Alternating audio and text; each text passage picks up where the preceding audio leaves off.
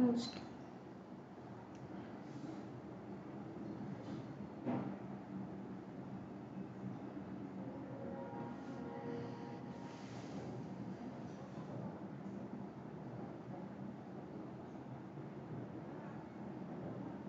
Hello guys, am I audible?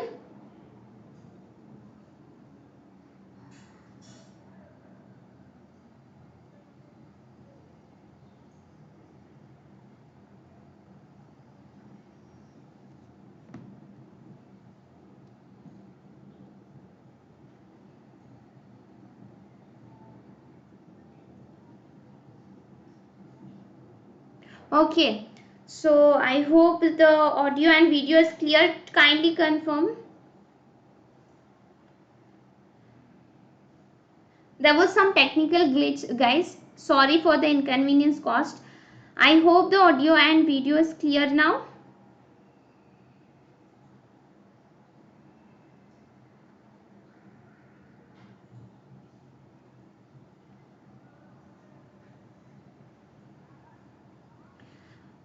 Okay, so let's get started, guys, with this session. So most important questions from inflation. Okay, so inflation इस topic से आपके most important questions मैंने compile किए, guys. The session is very important. Just let me inform the students that the issue is solved and then we can begin with the session.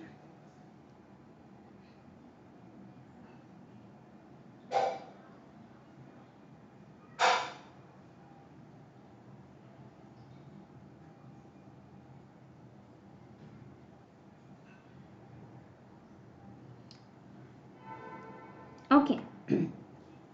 So let's get started, guys. So as you know, there is a separate category on Unacademy now for RBI grade B and NABARD grade B, and we have already started for the batches, okay, for RBI and NABARD. So currently there is an offer running on bank and RBI and NABARD category subscription, where you get access to all the courses for phase 1 as well as phase 2 for your entire preparation of bank as well as regulatory body.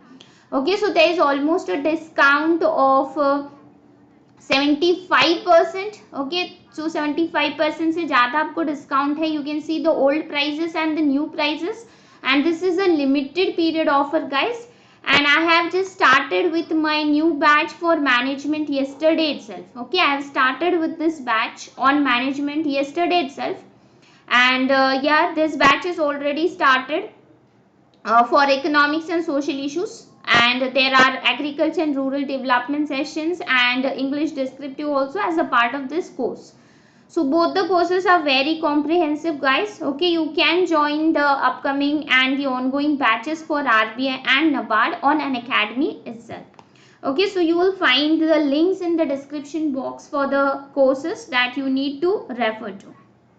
Okay, so let's get started with the discussion for today's session, guys. As I told you, I will be taking a comprehensive session for inflation. Okay, the topics, the questions related to inflation. So let's get started with the very first question. What is the opposite of term deflation? Okay, the very first question, guys. The session is very important for all the bank exams, especially RBI, NABARD and SEBI, where inflation holds a very important weightage in your economics and FM.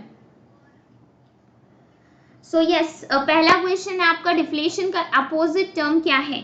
Inflation, या आपका answer है guys, deflation is the opposite of inflation. Inflation में normally क्या होता है? Inflation में goods and services की जो प्राइसेस है over a period of time लगातार जो है बढ़ती है, and the opposite scenario is seen in case of deflation. एक minute, let me change the colour. No problem. I'll use the pointer. So in inflation, what happens is there is increase in the prices of goods and services, and in case of deflation, what happens is the prices becomes less. Okay, so prices जो है goods की लगातार गिरती है, and ये opposite scenario है. जो भी factors आपके inflation में present है, उसके opposite factors deflation में present होते हैं. So yes, your answer is option B. So when there is general level of increase in the price of goods and services over a period of time, लगातार goods की prices बढ़ रही है तो ये inflation है, लगातार goods की prices बढ़ रही है तो it is deflation. Okay, along with this, what are the other factors? What are the other factors that will cause deflation?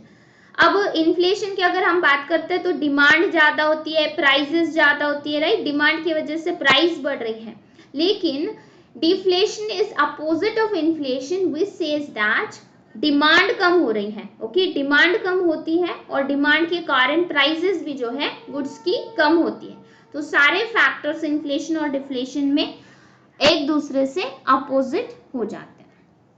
Now who benefits from the increase in inflation? Inflation से कौन benefit करता है? Borrowers, lender, none या फिर exporters? सो अगर आपने loan लिया है, ओके, बोरोवर और लेंडर के बीच में कोई ट्रांजैक्शन है तो यहाँ पर इन्फ्लेशन की वजह से कौन बेनिफिट करता है और कौन लूज करता है? या answer is borrower will benefit. Okay, अब मान लो x रुपीज, 100 रुपीज आपने लोन लिया है एंड इन्फ्लेशन की वजह से क्या होता है? वैल्यू ऑफ करेंसी डिक्रीज होती है. ठीक है, अब वैल्यू ऑफ करेंसी क्या होती है? इन्फ्लेशन की वजह से घट जाती है. तो जो 100 रुपए का लोन मैंने पहले लिया था अब उसका वैल्यू क्या है? कम हो चुका है. तो और एक्चुअली मुझे पे तो करना है 100 rupees but the value of the currency is declining and the banks adjust their rates according to the inflation. अगर सही से इन्फ्लेशन रेट को एक्सपेक्ट नहीं किया गया तो जो आपका रियल इंटरेस्ट रेट होता है वो डिक्रीज हो जाता है and that is the reason borrowers को इन्फ्लेशन में बेनिफिट होता है. बोरोवर्स को एक्चुअल सेंस में जो पैसा है कम पे करना है जबकि लेंडर्स को लॉस होता है.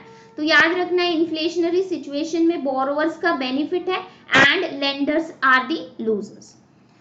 CPI for industrial workers is compiled by Labor Bureau in Ministry of Labor and Employment, CSO, NSSO, Department of Industrial Policy and Promotion या फिर none of this. So who are the basically this data of CPI? CPI India में कौन compile करता है? Industrial workers के लिए.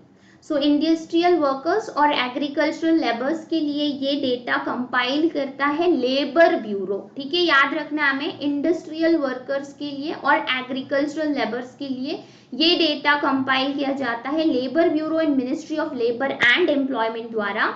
And CPI का जो डेटा है अर्बन, रूरल और कंबाइन, ये डेटा कंपाइल किया जाता है ministry of statistics and programme implementation, CSO in MOSPI. Okay, so MOSPI के वेबसाइट पे आपको रूरल, अर्बन एंड कंबाइंड का डेटा मिलता है जबकि industrial workers and agricultural labours का डेटा लेबर ब्यूरो के द्वारा कंपाइल किया जाता है. Very important thing. Next, inflation hurts savers since a rupee saved will be worthless in the future unless the money is saved in an account that pays an interest rate at above the rate of inflation. The purchasing power of savings will erode and this phenomena is known as what? The question says that अगर हमने पैसा कहीं पे invest नहीं किया है और simply हम जो है पैसों को सेव कर रहे हैं. Let's assume that you are saving money in the locker, okay, और under your pillow. So it erodes the value. Inflation hurts because पैसों का वैल्यू, अगर आपने पैसा इन्वेस्ट नहीं किया तो पैसों का वैल्यू डिक्रीज होता है ना कि बढ़ता है. ओके, इन्वेस्टमेंट करोगे तो उस पर रिटर्न मिलेगा बट अगर आपने इन्वेस्ट नहीं किया है, सिंपली पैसों को जो है लॉकर में रखा है या फिर अंडर द पिलो रखा है तो the value gets eroded over a period of time and this concept is known as cash drag. Okay, इसको कहते हैं cash drag. Very important concept, आपको याद रखना है. ठीक है, आगे क्वेश्चंस में हम स्क्यूफ्लेशन वगैरह इसके बारे में भी जो है कवर करें. ठीक, next question, which of the following is not one of the 3 categories of WPI? WPI wholesale price index में कौन से टाइप के गुड्स आते हैं या फिर सर्विसेज भी आती है? कितने, कौन से 3 कैटेगरीज इनमें से है and you have to identify which is not one of the 3 categories. Manufacturing, primary articles, basic health and education services, fuel and power, none of the above. Very correct, very correct. Okay, C is your correct answer here.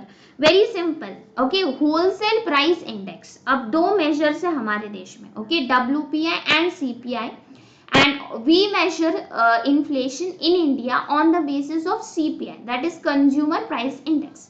अब wholesale level पे जो prices है उसे हम कहते हैं WPI, and consumer level पे prices जो चल रही है उसके थ्रू इन्फ्लेशन रेट को कैलकुलेट करना वो होता है CPI.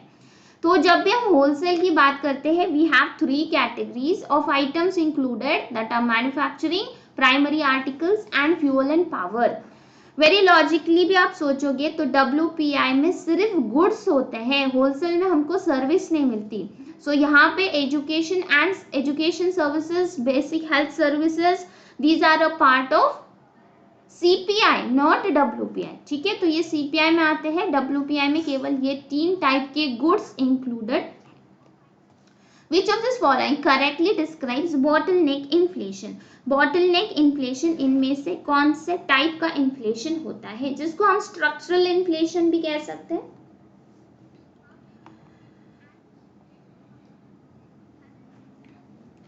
When there is huge reduction in the supply in relation to demand, inflation in some commodities but deflation in others, combination of stagnation and inflation, inflation extremely high and increasing at a rapid pace.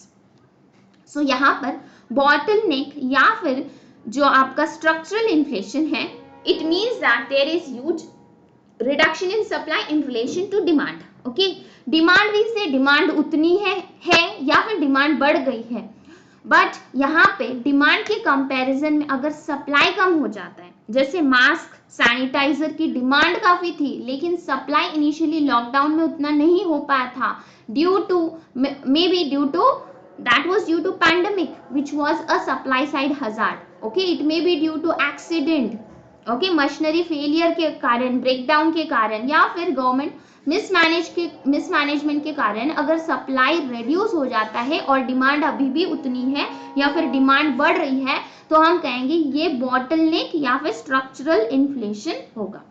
दूसरा जो point है यहाँ पे, inflation some commodities but deflation in others. इसको क्या कहते हैं, एक सेक्शन में इन्फ्लेशन देखने मिल रहा है, दूसरे सेक्शन में डिफ्लेशन है, मतलब कुछ आइटम्स की प्राइसेस बढ़ रही है, इन्फ्लेशन है, कुछ आइटम्स की प्राइसेस घट रही है, दैट इज डिफ्लेशन. एंड ऐसा सिचुएशन जब inflation is skewedly distributed, that is known as skewflation. Okay, इसको हम कहते हैं skewflation. Okay, this is known as skewflation. Now, combination of stagnation and inflation. Stagnation and inflation के combination को हम कहेंगे stagflation. मतलब इकोनॉमी में stagnancy है, इकोनॉमिक स्लोडाउन है, रेसेशनरी फिनोमेना है, मतलब रेसेशन है, और एक साइड से इन्फ्लेशन रेट भी हाई है. जब इन्फ्लेशन रेट हाई है और अनएम्प्लॉयमेंट भी हाई है, ओके, स्टैग्नेशन मतलब unemployment rate is high, that is nothing but stagflation. Then you have inflation is extremely high and increasing at a rapid pace. अब यहाँ पे बहुत सारे सिनारियोस हैं, ओके, जैसे इन्फ्लेशन स्टेडीली ग्रो कर रहा है तो हम कहेंगे it is creeping inflation. Initial phase में है तो it is creeping inflation. Then it grows, okay, from 1% to 3%, we can say it is creeping inflation.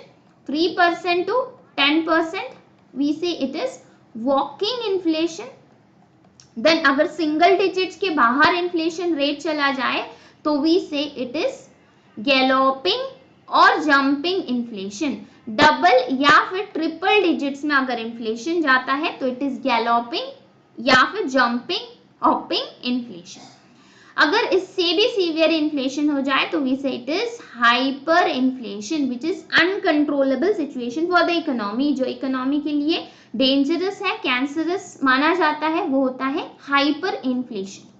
Now which of the following are correct regarding headline.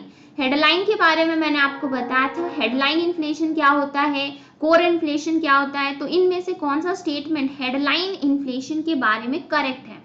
Overall inflation figure obtained by taking into account all the categories of respective indices.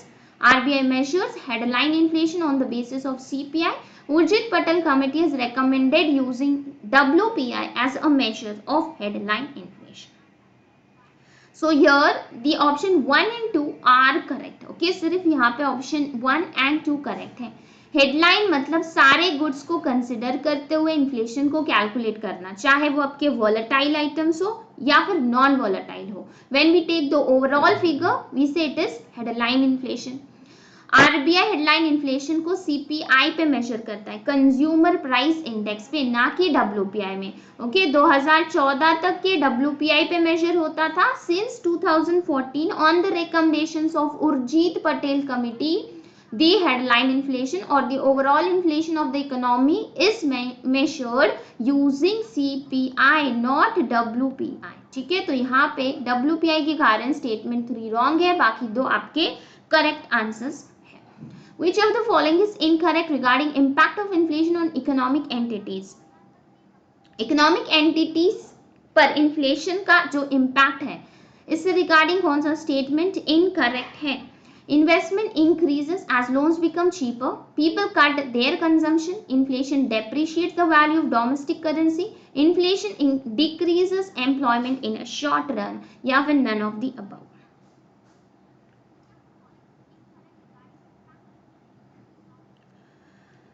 Yes, the answer is inflation decreases employment in a short run. Right, अब inflationary situation में demand high होती है. Okay जब inflation आता क्यों है? Because लोग बहुत ज़्यादा डिमांड करने लगते हैं, एंड जहाँ पे डिमांड ज़्यादा है ओके सो प्राइस भी बढ़ जाती है एंड उसके कारण इन्फ्लेशन आता है. बट अब लोगों की इतनी डिमांड है तो चाहे वो कॉस्ट पुश हो या फिर डिमांड पुल इन्फ्लेशन हो, अब इसके लिए जो मेजर गवर्नमेंट लेती है that is to fulfill the demand of such people. Okay इतने लोगों की डिमांड को फुलफिल करने के लिए हम all of a sudden production तो नहीं बढ़ा सकते. राइट, शॉर्ट रन में हम क्या कर सकते हैं? शॉर्ट रन में हम गुड्स को इंपोर्ट कर सकते हैं. राइट, एंड लॉन्ग रन में हम प्रोडक्शन कैपेसिटी को जो है बढ़ा सकते हैं. तो यहाँ पर इन्फ्लेशन शॉर्ट रन में क्या करता है? Is it incorrect? It doesn't decrease employment, it increases. Now, which of this is not a correct difference between WPI and CPI? CPI और WPI के बारे में जो इनमें से differences दिए हुए हैं, which is not the correct one. WPI measures inflation at each stage of production, while CPI measures inflation at only final stage. WPI is based on the price prevailing in wholesale market, whereas CPI is based on the final prices of goods at retail level. CPI covers only consumer goods and services, while WPI covers all goods including intermediate goods. All are the correct differences. या फिर none of the above. Correct difference between WPI and CPI, यहाँ पे सारे differences correct है. Okay wholesale price index, wholesale level पे prices को calculate करना और उससे आपका इन्फ्लेशन निकालना. सी से कंज्यूमर लेवल पे इसे कैलकुलेट किया जाता है. राइट, सो होलसेल इन्फ्लेशन को हर स्टेज पे मेजर करता है, जबकि CPI final stage of production पे इन्फ्लेशन को कैलकुलेट कर रहा है. तो ये सारे जो स्टेटमेंट्स हैं ये ऑलमोस्ट करेक्ट है. एक डिफरेंस आपको हमेशा से याद रखना है कि WPI में सिर्फ गुड्स आएंगे एंड CPI में गुड्स एंड सर्विसेज दोनों आएंगे.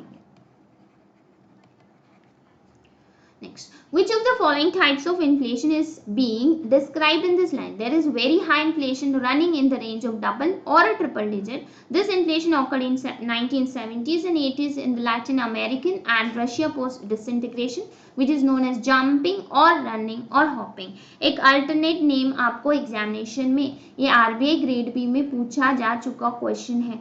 This has already been asked in RBI. This is nothing but an alternate name you have to identify.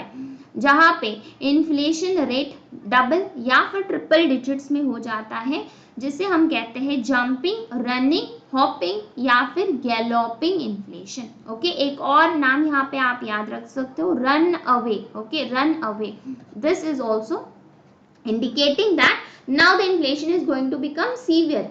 Okay galloping के बाद सीधा हाइपर पे जा सकता है if this situation is not controlled in time. Which of the following is correct formula for the rate of inflation? Rate of inflation Price and base divide by current year prices into 100, current divide by base year prices into 100, price in current year divide by price in immediately preceding year. So yes, the correct formula for the rate of inflation is current year के prices ले लो, उससे उसको base year के prices से हम divide करेंगे and multiplied by 100. तो इससे हमें ये पता चलेगा कि कांस्टेंट बेस ईयर के कंपैरिजन में, मान लो बेस ईयर है आपका 2011-12, तो यहाँ पे प्राइसेस थी 100 एंड 2021 में आते आते 200 हो गई. तो हमें कैलकुलेट करने के लिए करंट ईयर प्राइसेस लेनी है, डिवाइड बाय बेस ईयर लेना है एंड इनटू 100 करना है. Okay, so you get the rate of inflation. So keep this in mind, base year is the constant year, okay, which has a minimum fluctuation. जिस साल में कोई fluctuation नहीं होता है, ज़्यादा फ्लक्चुएशंस नहीं आते इकोनॉमी में, उस साल को बेस ईयर माना जाता है. एंड करेंटली ये आपका बेस ईयर है WPI के लिए एंड CPI के लिए भी 2012 is the base year. Which theory of inflation can be summarized as too much money chasing too few goods? Cost push, demand pull, both A and B, या फिर none of the above. यहाँ पे एक statement है to much money, लोगों के हाथ में बहुत पैसा है, मनी सप्लाई जाता है एंड गुड्स का जो सप्लाई है, quantity of goods supplied is less. Supply के कंपैरिजन में पैसा ज्यादा होने के कारण क्या होता है, लोग ज्यादा डिमांड कर रहे हैं. ठीक है, अगर आपके पास पैसा ज्यादा है तो आप लोग ज्यादा डिमांड करोगे. सो जहां पे डिमांड बढ़ गई एंड क्वांटिटी ऑफ गुड्स कम हो गए, मतलब कांस्टेंट है, सप्लाई में कोई चेंज नहीं है. So there is a mismatch between demand and supply. You say it is demand pull inflation. Demand pull inflation का रीजन क्या है, too much money in the hands of people, and that is why they create more demand, and more demand resulting into more prices, and thus the inflation goes high. Which of the following is not an internal cause? दो causes है, internal external. so इनमें से कौन सा internal cause नहीं है?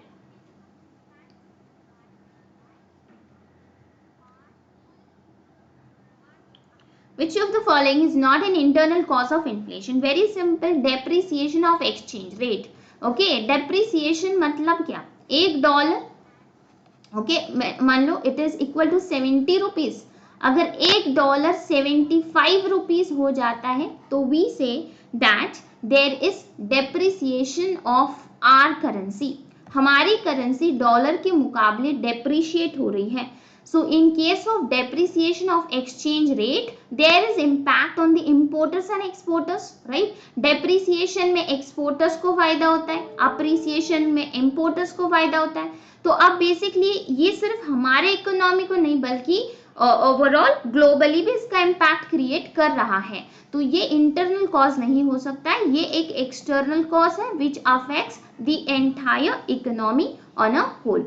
सो यहाँ पे प्रॉपर्टी प्राइसेस में अगर सर्ज हो रहा है, तो अगर डोमेस्टिक प्राइसेस में सर्ज हो रहा है तो ये इंटरनल कॉज है, right. Higher wages, labour cost बढ़ रहा है तो ये भी एक इंटरनल कॉस्ट है, बिकॉज इससे बाकी इकोनॉमीज पे जो है डायरेक्ट असर नहीं आता है जितना आपका डेप्रिसिएशन की वजह से होता है. Which of the following factors may lead to cost push inflation in the economy? A very simple, cost push inflation. Cost, जब प्रोडक्ट की कॉस्ट बढ़ जाती है तो कॉस्ट पुश इन्फ्लेशन आता है, creating the overall product cost to go high. So what are the reasons? Okay, overall product cost high हो जाने के कारण कॉस्ट पुश इन्फ्लेशन होता है. अगर ऑयल प्राइसेस बढ़ गई तो उससे रिलेटेड सारे प्रोडक्ट की प्राइस बढ़ेगी. नॉमिनल वेजेस, लेबर बढ़ा दिया तो यस, सेलर्स को, मैन्युफैक्चरर्स को अपना प्रॉफिट मेंटेन करने के लिए ओवरऑल कॉस्ट को बढ़ाना पड़ेगा. इनडायरेक्ट टैक्सेस बढ़ेंगे तो यस, टैक्स ज़्यादा देना पड़ेगा, तो ओवरऑल कॉस्ट जो प्रोडक्ट की है एक्स्ट्रा टैक्स की वजह से बढ़ेगी. तो ये सारे जो रीजंस हैं, सारे फैक्टर्स हैं आपके कॉस्ट पुश इन्फ्लेशन के लिए रिस्पॉन्सिबल है. फिलिप्स का, very important guys, question is very very important. Phillips का, okay, last session on national income I have also done. You can visit, right, in the playlist. okay, आप playlist में देख सकते हो. आप national income का 50 set मैंने कराया था, उसमें हमने गिनी कोएफिशिएंट के बारे में पढ़ा था, लॉरेंस कर्व के बारे में पढ़ा था, जो इनकम डिस्ट्रीब्यूशन की बात कर रहा था, inequal distribution of income. Now you have Phillips curve. एक कर्व तो सवाल बनता है, चाहे वो आपका मेंस में आए या फिर आपके इंटरव्यू में आपसे पूछ ले। So Phillips curve indicates a relation between unemployment and inflation. ठीक है, so Phillips curve William Housego Phillips के द्वारा ये कर्व दिया गया है, जो एक इनवर्स रिलेशनशिप इंडिकेट करता है अनएम्प्लॉयमेंट एंड इन्फ्लेशन रेट में। ओके, इन्फ्लेशन रेट अगर हाई है, अनएम्प्लॉयमेंट लो है, और अनएम्प्लॉयमेंट जब हाई है, इन्फ्लेशन लो है। ऐसे सिचुएशन को फिलिप्स कर्व के द्वारा इंडिकेट किया गया है, stating that there is a inverse relationship. And इस कॉन्सेप्ट को एक क्रिटिसिज्म है stagflation. Okay, stagflation is criticism to the concept of Phillips curve because it states completely opposite. जहां पे इन्फ्लेशन हाई है, वहां पे अनएम्प्लॉयमेंट भी हाई है, तो ये डायरेक्ट रिलेशन को इंडिकेट करता है stagflation, whereas this concept indicates inverse relationship. So both are criticism to each other. Now consider the following statement. 2 marker का question है guys, very important. Creeping inflation 3 to 5%. It erodes the purchasing power of money when continued over 2 years. A low creeping inflation could be good for the economy. Creeping inflation can lead to monetary collapse. So you have to tell me, match the following. Okay, now there are some statements given. Match the following. Stagflation के लिए कौन सा pair correct है, PPI के लिए कौन सा correct है? yes, match the pairs. Okay, see, I told you already about stagflation. Stagflation के बारे में मैंने आपको बताया। स्टैगफ्लेशन क्या है? इन्फ्लेशन और अनएम्प्लॉयमेंट के बीच का डायरेक्ट रिलेशन है। Okay, there is a direct relation. Stagnation plus inflation, stagflation is equal to stagnation plus inflation.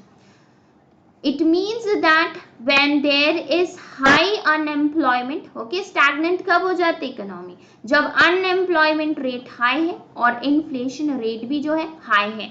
ऐसे सिनारियो को हम स्टैगफ्लेशन कहेंगे। पीपीआई प्रपोज किया गया है इंडिया में, producer price index. Okay, it is still not in use, very soon it may be used in our country also to measure inflation. Right now we have CPI and WPI. PPI measures the rate of inflation at producer level. Okay, changes in the price received by a producer. Producers के लिए जो goods का price है उसको measure किया जाता है PPI द्वारा। WPI wholesale price index है, wholesale level पे goods and services को measure करना, उनकी goods के prices को measure करना, only goods के prices को measure करना है, wholesale level पे WPI use किया जाता है। Now consider the following statement. Mild inflation is seen greasing the wheels of commerce. Commerce मतलब जहाँ पे transaction हो रहा है, economic activity बढ़ रही है, greasing the wheels of commerce. High inflation will lead to decrease in the purchasing power. खरीदने की क्षमता कम हो जाती है अगर inflation rate ज़्यादा है। Demand pull inflation is caused by increase in the demand due to increased private and consumer spending. अगर गवर्नमेंट हम पे खर्चा कर रही या फिर हम भी अपना कंजम्पशन ज्यादा कर रहे हैं, तो क्या इससे डिमांड पुल इन्फ्लेशन क्रिएट होगा? इनमें से कौन से स्टेटमेंट करेक्ट है? Mahesh is going for A and Saurabh for a. yes, all of these are correct statement, right? Mild inflation is favorable for the economy, right? जब inflation mild है, 3% to 10% का range है, it's favorable for see, inflation has to be within 2% to 6%. But if it is within this range, it is favorable. Okay, if it is mild, it is favorable. If it goes beyond that, then it may be a concern for the economy. So yes, it is correct. The high inflation will decrease the purchasing power, right? जितना ज़्यादा inflation ऊपर जाता है, उतना ज़्यादा जो पैसों की वैल्यू है वो डिग्रेड होती है, एंड जिससे हमारी खरीदने की क्षमता भी जो है कम हो जाती है। ओके, हमारी खरीदने की क्षमता इन्फ्लेशन के कारण कम होती है। डिमांड पुल इन्फ्लेशन क्यों आता है हमने देखा है, इसमें से ये आपका करेक्ट आंसर है। So all of these are the 3 correct statements. Now demand pull structural and cost push and monetary inflation. Correctly आपको मैच करना है पेयर्स को। डिमांड पुल कौन सा इन्फ्लेशन होता है, स्ट्रक्चरल कौन सा होता है, कॉस्ट पुश कौन सा होता है एंड मॉनेटरी कौन सा होता है।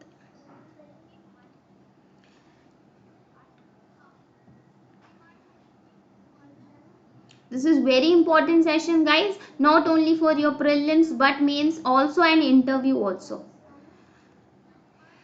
Yes, the answer is demand pull, जहां पे डिमांड बढ़ रही है, राइट, जब गुड्स की डिमांड बढ़ रही है due to more people demanding, aggregate demand बढ़ जाती है, सारे लोग डिमांड करने लगते हैं, और जब ज्यादा डिमांड बढ़ेगी तो ऑटोमेटिकली प्राइजेस भी जो है गुड्स की बढ़ेगी। तो यहाँ पे demand pull inflation, too much inflation chasing too few goods, right, too much money chasing too few goods, that we have earlier seen. Cost push क्यों आता है, ओवरऑल जो कॉस्ट है प्रोडक्ट का अगर वो इंक्रीज हो जाता है तो कॉस्ट पुश इन्फ्लेशन आता है। डिफिशियंसीज मतलब रिसोर्सेस ही कम है, अगर रॉ मटेरियल्स अवेलेबल नहीं है तो रॉ मटेरियल्स महंगे मिलने लगेंगे, और अगर रॉ मटेरियल्स का कॉस्ट बढ़ गया तो प्रोडक्ट का कॉस्ट बढ़ेगा, सो कॉस्ट पुश इन्फ्लेशन आएगा। स्ट्रक्चरल मतलब supply side hazards, accident, mismanagement, okay, जो मास सैनिटाइजर का एग्जांपल मैंने दिया इसे हम बॉटल नेक भी कहते हैं। Monetary inflation, okay, monetarist, okay, Keynesian school, जो आपकी केनिशियन थ्योरी है, डॉक्टर जॉन मेनर्ड कीन्स के द्वारा कहा गया है कि ओवर सप्लाई ऑफ मनी अगर इकोनॉमी में हो जाता है, मॉनेटरी इकोनॉमिस्ट का मानना है कि अगर इकोनॉमी में बहुत ज्यादा पैसा है तो लोग ज्यादा डिमांड करेंगे और डिमांड के कारण इन्फ्लेशन आएगा। तो अगर money is responsible for creating inflation, अगर आरबीआई ज्यादा पैसा छाप के इकोनॉमी में डाल दे तो इससे क्या होगा, लोगों का पैसों की वैल्यू क्या होगी, डिग्रेड होगी और इन्फ्लेशन बहुत हाई जाएगा। So that is nothing but monetary inflation. Now creeping, trotting and hyper, if you know the alternate names, okay, RBI is very famous about asking the alternative names, okay। trotting के लिए मैंने आपको बताया क्या होता है trotting, it is nothing but walking inflation, okay, and hyper, creeping, so which is the order here? सबसे पहले आपका क्रीपिंग इन्फ्लेशन आता है, राइट, देन आपका ट्रॉटिंग आता है, देन आपका हाइपर आता है।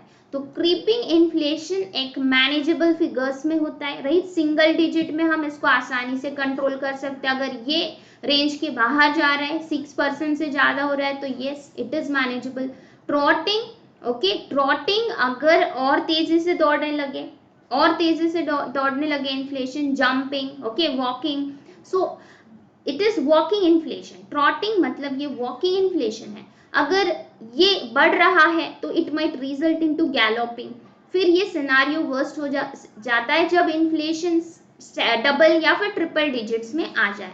तो यस, ट्रॉटिंग या फिर walking inflation results into galloping, jumping, hopping, runaway inflation. And hyper inflation मतलब out of control, it is cancer to the economy which is highly dangerous. Which of the following types of inflation is large and accelerating? Right now we have studied which are the types of inflation. तो इनमें से कौन सा जो है large है सबसे and सबसे तेज दौड़ रहा है, सबसे एक्सेलरेटिंग माना जाता है, जो कि अनकंट्रोलेबल होता है, that is hyper inflation, okay, currently seen in Zimbabwe, Venezuela, okay, so Germany में भी सेकेंड वर्ल्ड वॉर के बाद ये सिनारियो देखा गया। So many countries have witnessed this hyperinflation. जब इकोनॉमी में ज्यादा पैसा छाप के प्रिंट कर दिया जाए एंड इकोनॉमी में पैसों का सप्लाई बढ़ जाए तो यस हाइपर इन्फ्लेशन आ सकता है। Which of the following types of inflation is also known as hopping? Very simple. Just now we have seen hopping, jumping, galloping.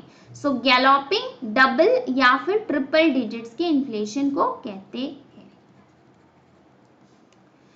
Bottle neck inflation के बारे में कौन सा स्टेटमेंट करेक्ट है? बॉटल नेक मतलब structural inflation, okay. I have told you the example of all this, mask sanitiser वाला example during the lockdown scenario, okay, lockdown में चाहे वो specially in case of first lockdown, पहली lockdown का scenario, यहाँ पे bottle neck inflation को indicate कर रहा है। Structural inflation that is nothing but It takes place when the supply falls drastically and demand remains at the same level. Okay, demand ज़्यादा है और उसके कंपैरिजन में प्रोडक्शन उतना नहीं हो पा रहा है, तो ये आपका स्ट्रक्चरल या फिर बॉटलनेक इन्फ्लेशन हो सकता है. Inflationary situation in the economy which results out of a process of wage and price interaction when wages press price up and prices pull wages up. अब ना यहाँ पे बहुत ही अच्छा कॉन्सेप्ट है, राइट, लाइक अगर इन्फ्लेशन इकोनॉमी में बढ़ रहा है, ठीक है, अगर इन्फ्लेशन ऊपर जा रहा है तो एक ह्यूमन टेंडेंसी है, right, we start demanding more wages. Labour क्या करता है, वेजेस को ज़्यादा डिमांड करने लगते हैं. एंड हाँ, अगर उनको वेजेस दिया जाए, सो वेजेस बढ़ा दिए जाए, तो अब उनके हाथ में पैसा आ जाता है कि हाँ, हम लोग वो चीज़ खरीद पाएंगे जो पहले नहीं खरीदी होगी, राइट. सो अब इन्फ्लेशन एक साइड से ऊपर जा रहा है, इसीलिए वेजेस बढ़ाई है. लेकिन वेजेस बढ़ेगी तो पैसा आएगा, money in the hands, and money आएगा तो डिमांड करेंगे, राइट, एंड डिमांड करेंगे. डिमांड बहुत ज़्यादा अगर हो रही है तो इसका इम्पैक्ट प्राइस को स्टेबिलिटी से बाहर लेके जा सकता है. आई मीन कि प्राइसेस स्टेबल नहीं होगी, प्राइसेस अब इनस्टेबल हो जाएगी, प्राइसेस बढ़ने लगेगी एंड फिर से इन्फ्लेशन रेट जो है और हाई हो सकता है. मतलब it is like a circle, okay, it is like a spiral which keeps on continuing. Okay, ये कंटिन्यू रहता है, ये प्रोसेस चलता रहता है एंड इस प्रोसेस को हम कहते हैं wage spiral. Okay, we say it is wage spiral effect या फिर इन्फ्लेशनरी स्पाइरल. इसे इन्फ्लेशनरी स्पाइरल या फिर वेज प्राइस स्पाइरल कहा जाता है. Mark it as a very very important and unexpected question. Next, when a firm calculates its profit after adjusting the effect of current level of inflation, this price is known as. अब देखो, inflation में पैसों की value क्या होती है, गिरती है. अगर आपने इन्फ्लेशन रेट के मुताबिक प्रॉफिट को कैलकुलेट नहीं किया, राइट, आपने करंट प्राइसेस के हिसाब से इन्फ्लेशन को कैलकुलेट किया एंड आपको अब रियल आपका प्रॉफिट निकालना है. तो if you calculate the real profit on the basis of the level of inflation, you say it is inflation accounting. Okay, it is not national income accounting.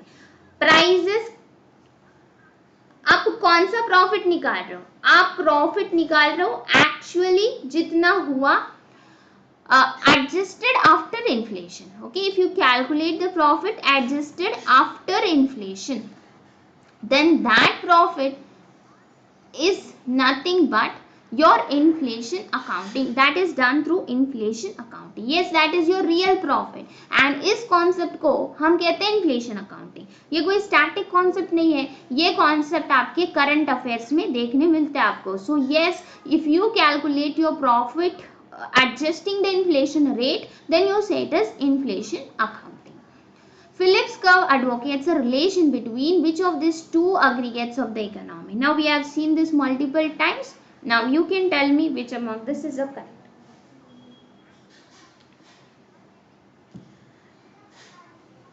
Yes, which type of relation it is? It is inverse relation between inflation and unemployment. Okay, so yeah, you can go through it. I'll upload the PDF on Telegram. The excess of total government spending above the national income, that is fiscal deficit. See, कल के session में आपको पढ़ाया था, अगर government spending national income से ज्यादा हो जाती है, then that creates an inflationary gap, deflationary gap या फिर fiscal deficit. It is deflationary gap. Okay, अब basically if there is a shortfall of total spending, अगर गवर्नमेंट जो खर्चा कर रही है ये कम है, okay, that is fiscal surplus, income ज्यादा होना, ओके, एंड एक्सपेंडिचर कम होना, इसे हम कहते हैं fiscal surplus. That is nothing but it creates a deflationary gap, and when the expenditure is more than income, it creates inflationary gap which is fiscal deficit, घाटा, expenditure, खर्चा ज्यादा हो गया, इनकम कम हो गया. सो ऐसे सिनारियो को हम कहते हैं that is deflationary. deflation, stagflation, disinflation. Now first question में हमने देखा था डिफ्लेशन के बारे में, देन स्टैगफ्लेशन के बारे में कॉन्सेप्ट देखा हमने which is a criticism to Phillips curve, and now what is disinflation and what are the differences between this, you need to understand.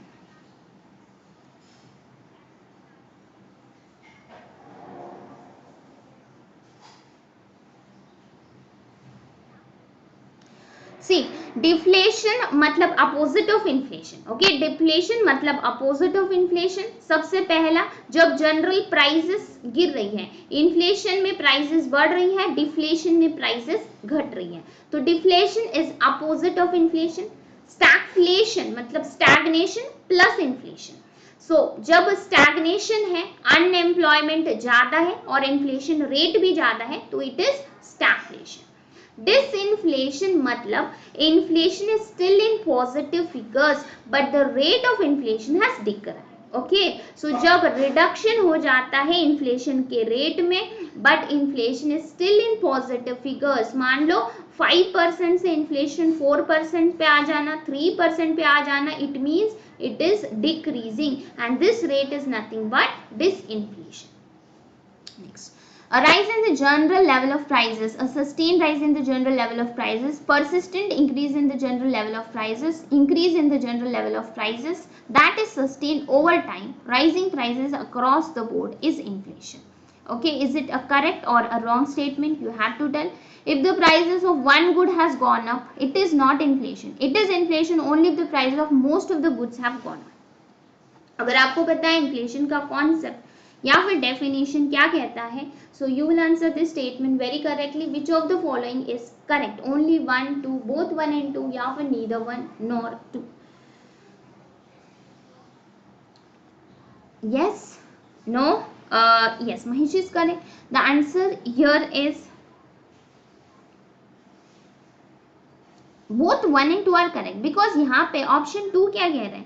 Okay, option 2 क्या कह रहा है? सिर्फ एक गुड्स की प्राइसेस बढ़ जाने से, ओके, कल मतलब अगर इफ आई से यस्टरडे ऑनियन का जो प्राइस था और आज ऑनियन का प्राइस है, ओके, अगर आज ऑनियन का प्राइस बढ़ गया तो आई से कि इन्फ्लेशन आया? नो, नो, सिंगल डे पे हम नहीं से एनालाइज करते, over a period of time. लगातार अगर गुड्स एंड सर्विसेज की प्राइस केवल एक नहीं, मल्टीपल गुड्स, एक बास्केट ऑफ गुड्स में जितने भी गुड्स कैलकुलेट करते हैं हम, WPI एंड CPI का यूज करते हो, उन सारी गुड्स की प्राइसेस बढ़ी है, तभी हम कहते हैं कि इन्फ्लेशन आया है. तो यहाँ पे both 1 and 2 are the correct statements.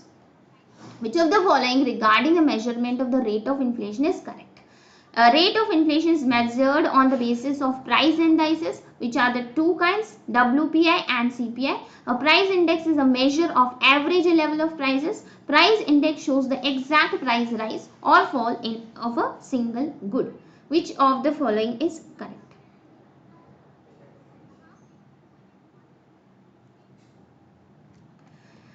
Yes, 1 and 2 are the correct statements. Option C says this price index shows the exact price rise or fall in the single good.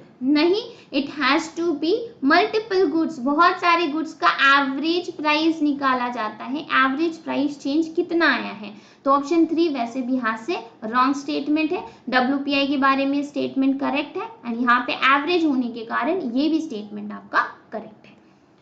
Consider the following regarding cost push. Cost push के बारे में कौन सा statement correct है?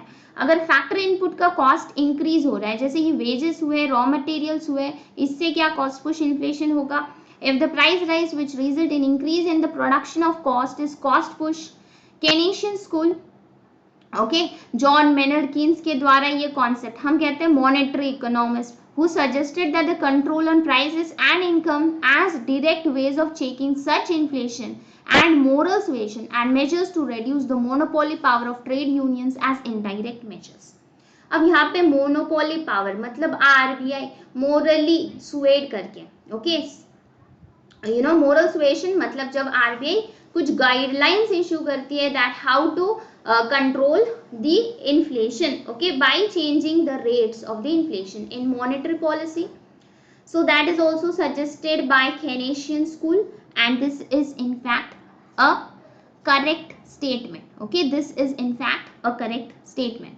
So obviously यहाँ पर veg cost push का inflation, cost push inflation क्यों आता है? इनपुट कॉस्ट बढ़ जाने के कारण, राइट? तो यहाँ पे price in the production cost, this is also correct and this option is also correct guys. John Maynard Keynes has suggested, okay, and we started using this approach to control prices before monetary policy also. जब monetary policy नहीं थी, राइट, तब भी monetary authority inflation को control कर रही थी. There were different committees, okay, committees थे, बहुत अलग अलग कमिटीज जो इन्फ्लेशन रेट को कंट्रोल करते थे. लेकिन उर्जित पटेल कमेटी के रिकमेंडेशंस के बाद उन्होंने 2014 में जब आरबीआई और गवर्नमेंट ऑफ इंडिया के साथ मिलकर एक फ्रेमवर्क बनाया, राइट, और 2015 में मॉनेटरी पॉलिसी कमेटी जब आई, देन एक्चुअल जो है इन्फ्लेशन टारगेटिंग फ्रेमवर्क किया गया. बट इसका मतलब यह नहीं है कि इन्फ्लेशन कंट्रोल पहले से नहीं होता था, नहीं.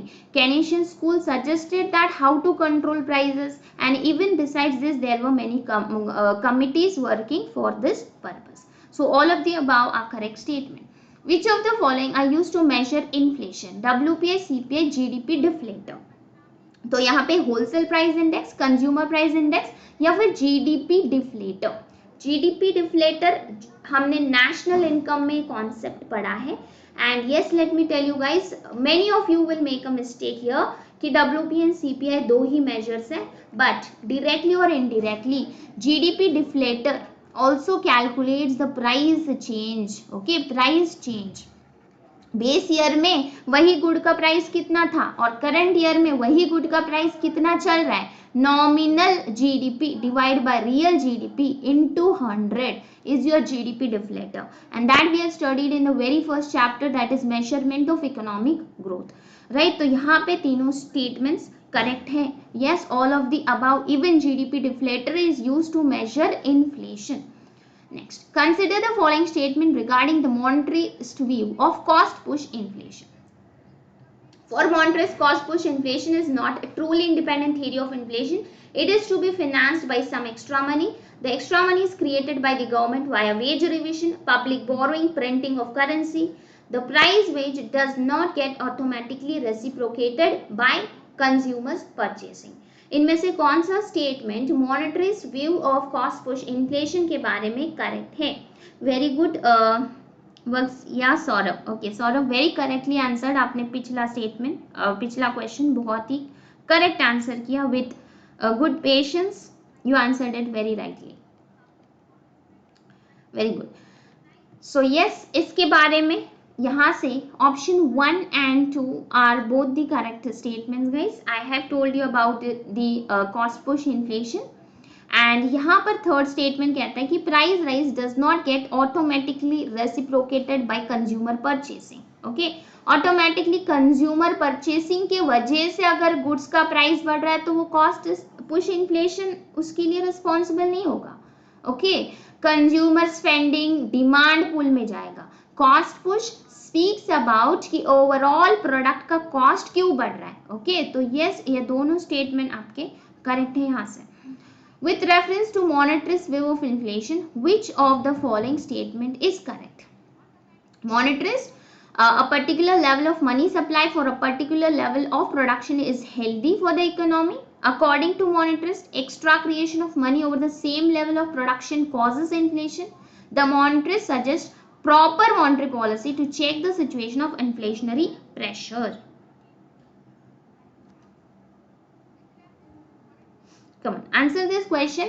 इन्फ्लेशन के बारे में मॉनेटरिस्ट व्यू कौन सा यहाँ से करेक्ट बनता है? See, if you simply understand the logic, अगर मनी सप्लाई ज्यादा है, okay, particular level of money supply is increasing, is it healthy for the economy? Yes, within a range. Okay, particular level of production, sufficient money supply होना चाहिए. Then according to monetarist, extra creation of money over the same level of production, right? ज़्यादा पैसा print करेगी RBI तो क्या होगा? लोग भर भर के पैसा लेके जाएंगे एंड ज़्यादा से ज़्यादा डिमांड करेंगे तो उससे इन्फ्लेशन ज़्यादा होगा. So yes, Monroe suggested proper monetary policy, right? proper monetary policy फिर लाई गई 2016 के बाद इम्प्लीमेंटेशन इसका स्टार्ट हो चुका था एंड 2016 से 2021 का हमारा पहला इन्फ्लेशन टारगेटिंग फ्रेमवर्क रहा था, ओके। एंड 2021 से लेकर अब 2026 का भी पहला इन्फ्लेशन टारगेटिंग फ्रेमवर्क जिसमें 2% टू 6% तक का फेवरेबल रेट ऑफ इन्फ्लेशन रहा है।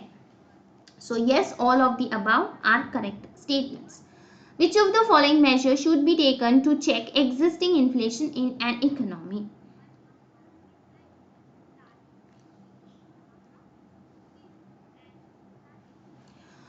Okay, so you have to tell me short term measure and long term measure. We have seen what are the short term and long term measures for demand pull, supply, cost push, inflation.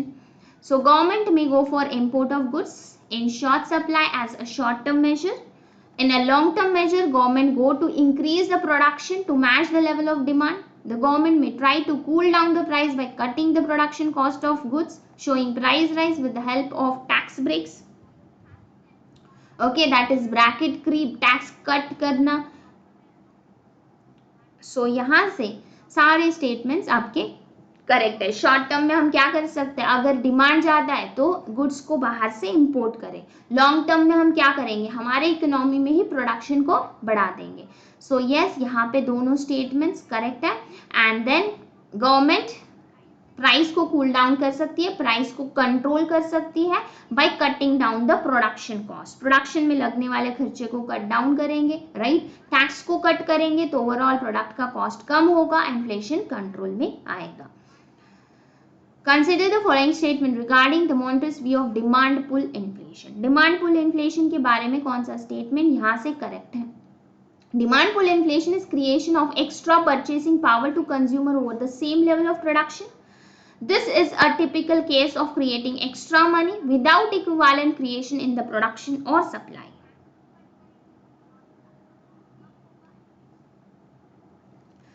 Yes. Both 1 and 2 are the correct statements, right? दोनों statement correct है। Extra purchasing power होगा तो demand बढ़ेगी, demand pull inflation आएगा। And यहाँ पे extra money होगा तो creation in production and supply, right. We start thinking about increasing our production in a long term. Consider the following statement regarding demand pull. Mismatch between demand and supply pulls up the prices. Either the demand increases over the same level of supply or supply decreases with the same level of demand, and thus the situation of demand pull inflation arises. The idea of demand pull inflation belongs to Keynesian school.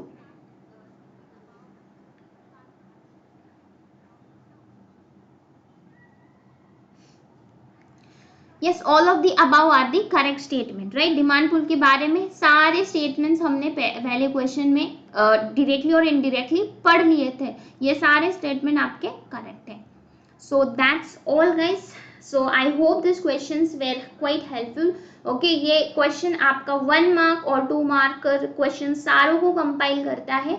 Okay, make sure that you revise this topic. This is not only important for your RBI but also for SEBI. And जो 1 marker के छोटे छोटे question थे, inflation, deflation, ये आपके SBI PO, IBPS PO, RRB में भी पूछे जाते हैं। एंड यस, UPSC में भी ये पूछे जाता है। तो कोई भी गवर्नमेंट एग्जाम आप दे रहे हो तो this topic is highly important for you and yes, you can revise it once again.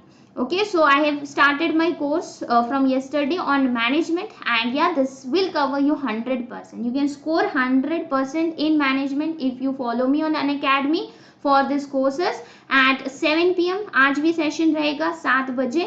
इसके अलावा मेरा ESI का बैच चल रहा है नबार्ड में।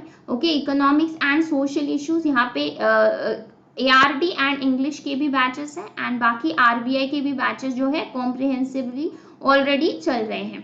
तो यस, लिमिटेड टाइम को ऑफर है जैसे मैंने आपको बताया। Okay, there is a price change and now the prices may go high, okay, very soon. So if you are planning to